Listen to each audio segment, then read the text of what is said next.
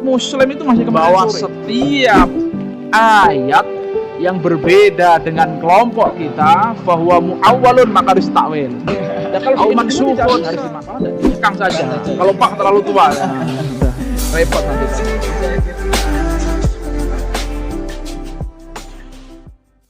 Oke Pak, kita kan di sini di dalam tema ini membahas tentang tafsir kan? Iya.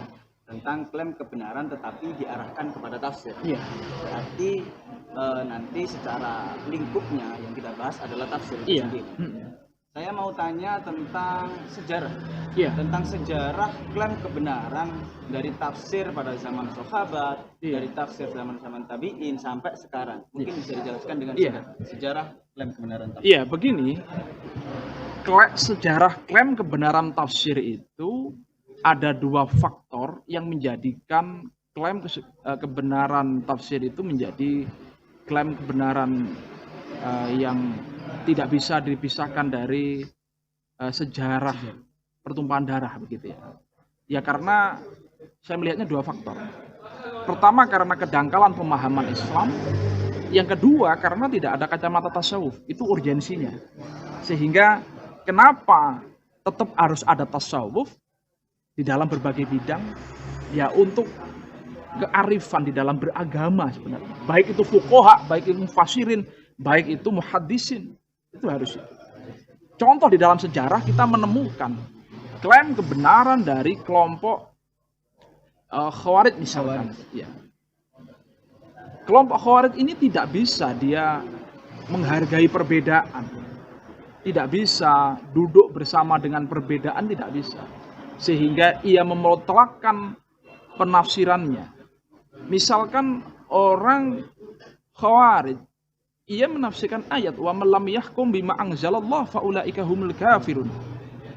Barang siapa yang tidak menggunakan hukum Allah maka disebut dengan orang kafir. Orang kafir dalam definisi orang Khawarij adalah mereka yang tidak sama dengan akidah dan amaliyah kelompok mereka. Sehingga dinisbahkan orang kafir mereka yang berbeda dengan kelompoknya. Kemudian dari konsekuensi kafir menurut kelompok Khawarij itu halal darahnya. Halal darahnya. Karena begini, dia komparasikan dengan ayat yang lain. Ayatnya berbunyi wa qala nuhu rabbi la tadar 'alal ardi minal kafirina dayyar. Bahwa ya Allah jangan engkau jadikan bumimu sebagai tempat tinggal orang kafir. Maka orang kafir tidak punya hak tinggal di bumi, halal darahnya. Menurut paradigmanya orang Khawarij dengan klaim tunggal mereka. Belum lagi kemudian dikomparasikan dengan hadis. Hadis mengatakan begini, laqad umirtu an uqatilan nas hatta antasyhadu an la ilaha illallah wa asyhadu anna Muhammadar Rasulullah. Aku diperintah oleh Allah oleh Tuhan untuk membunuh manusia sampai manusia bersyahadat. Ini kelihatannya kalau diruntut antara dua ayat kemudian hadis ini sepertinya sesuai. Sepertinya sesuai. Sepertinya. Ya. Iya. Tetapi ini adalah ilmu cocokologi. Cocokologi lagi ya. Dicocok-cocokkan. Sehingga sesuai dengan apa yang mereka inginkan, sesuai dengan akidah mereka. Maka dalam hal ini kemudian korban yang pertama justru dari Sayyidina Ali. Padahal Sayyidina Ali adalah kita tahu orang yang al-asyrah mubasyarah yang diberikan kabar gembira masuk surga. Kemudian termasuk qaimul ula. Sayyidina Ali itu al-qaimul ula karena beliau adalah orang yang pertama kali sholat di muka bumi bersama Rasulullah dan termasuk as-sabiqun al-awwalun yang pertama kali masuk Islam. Itu dibunuh oleh Abdurrahman bin Muljam dari Khawarij karena kedangkalan pemahamannya. Dia Muslim itu masih kemarin sore. Muslim. Membunuh Sayyidina Ali dengan keutamaan beliau begitu. Sejarah kemudian berlanjut di era setelahnya. Kita tahu kelompok Mu'tazilah melakukan klaim kebenaran tunggal. Justru kemudian itu diformalkan menjadi satu mazhab negara. Yang terjadi akhirnya apa? ada menegasikan pendapat di luar Mu'tazilah. Menegasikan. Iya, memberangus pendapat di luar Mu'tazilah. Dan mereka yang kemudian berbeda dengan Mu'tazilah akhirnya kan di penjara, ada inquisition itu, ada penjara dan sebagainya. Termasuk korbannya adalah Imam Ahmad bin Hambal begitu ya. Kita tahu pada era itu sangat populer sebuah doktrin dari Mu'tazilah, kullu ma yuhallifu alaihi ashabuna fahuwa muawwalun aw mansukhun, bahwa setiap ayat yang berbeda dengan kelompok kita fahuwa muawwalun maka harus ditakwil, aw mansukhun harus dimansukh. Ya, yang kemudian terjadi itu ada terjadi klaim kebenaran tunggal yang kemudian menghasilkan pertumpahan darah. Nah, masuk pada era modern pun juga terjadi sebuah kecelakaan sejarah, kecelakaan peradaban karena klaim kebenaran tunggal. Kita tahu kelompok-kelompok radikal di era modern itu juga polanya sama, menggunakan sebuah pemahaman yang bersifat eksklusif, tertutup, kemudian menyalahkan kelompok yang lain. Apalagi kalau kita konteksnya dalam masyarakat majemuk, itu hampir tidak bisa. Begini, Islam di Indonesia itu tidak terjadi ordonasi secara formal. Yang terjadi adalah ordonasi secara kultural. Tidak pernah ada formalisasi madhab resmi di Indonesia. Ya, tidak pernah ada. Satu madhab tidak pernah diformalkan, kemudian madhab lain dikesampingkan atau dilarang. Itu tidak terjadi di Indonesia. Sehingga ketika kita membaca tulisan dari Martin van Bunissen mengenai kelompok-kelompok sempalan di dalam Islam, itu saya melihat itu ada ketidaktepatan. Karena siapa yang menentukan resmi dan yang lain sempalan? Ini yang resmi, terus kemudian yang lain sempalan.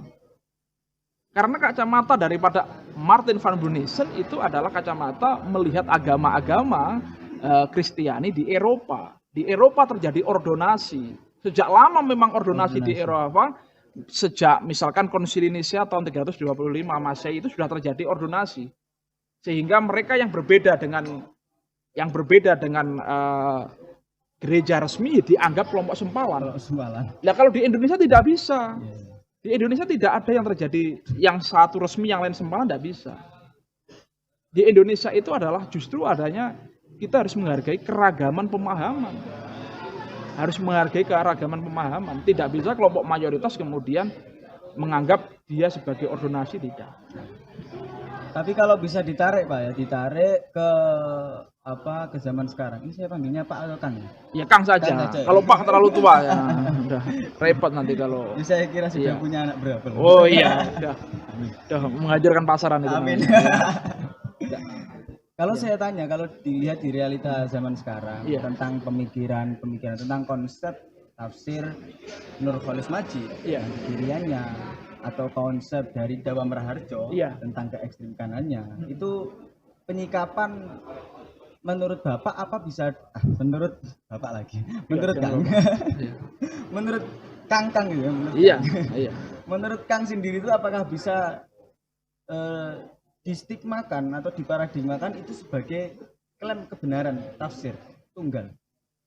Teori-teorinya Nurcholish Madjid, teori-teorinya Dawa Meraharjo, itu apa bisa masuk klaim kebenaran tafsir tunggal?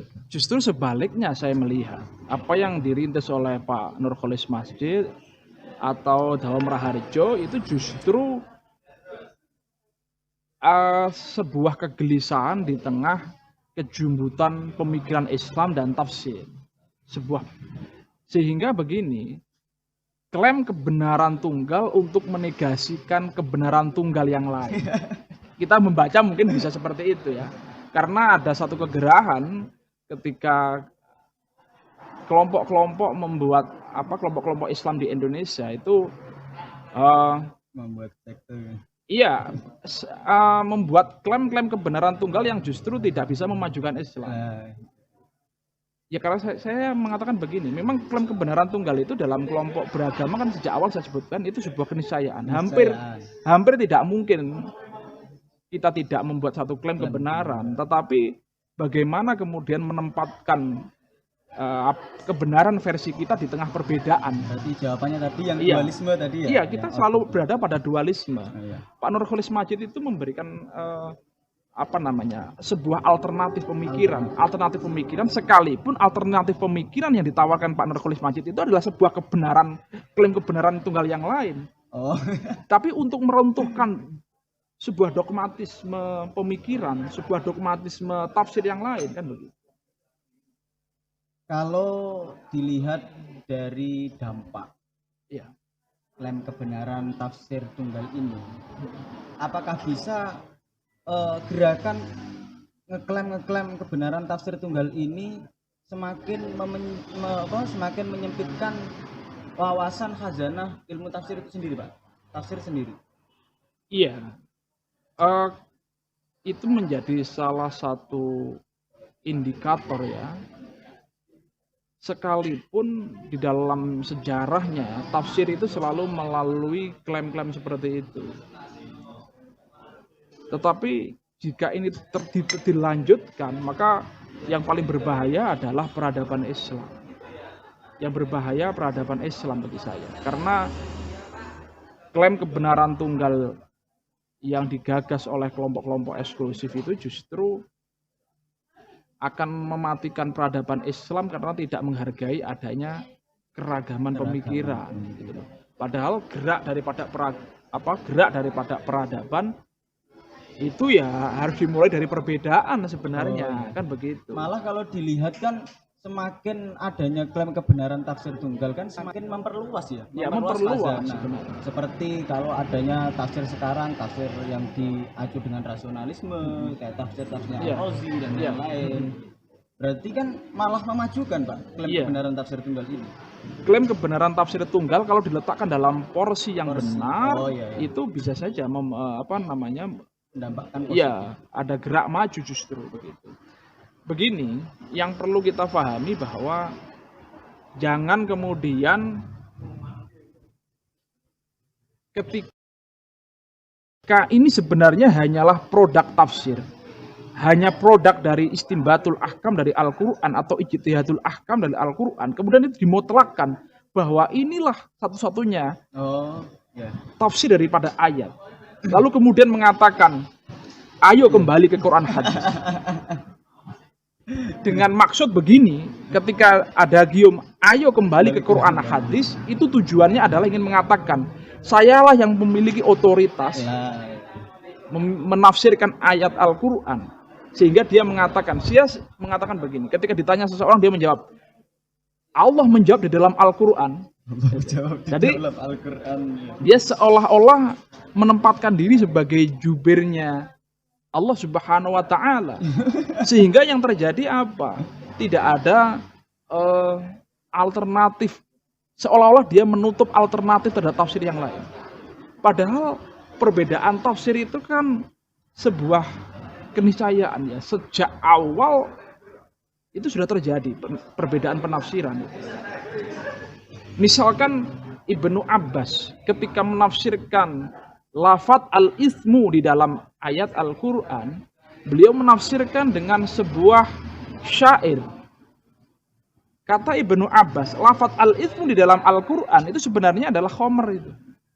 Dosa khomer, minum khomer. Ibnu Abbas berpandangan seperti itu karena beliau menukil satu syair yang berbunyi, syaribtul isma hatta dhulla akli kadal ismu yudhibu bil uqul. Aku meminum khamr sampai aku meminum ismu sampai hilang akalku. Maka di situ ternyata khamr itu. Mufassir yang lain berpendapat berbeda. Al ismu itu ya dosa secara umum, bukan hanya khamr. Ini kan sudah terjadi perbedaan tafsir sejak awal. Tiba-tiba ada orang abad 21 mengatakan, saya lah yang punya otoritas menafsirkan ayat. Ini kan sangat berbahaya, menutup peluang itu.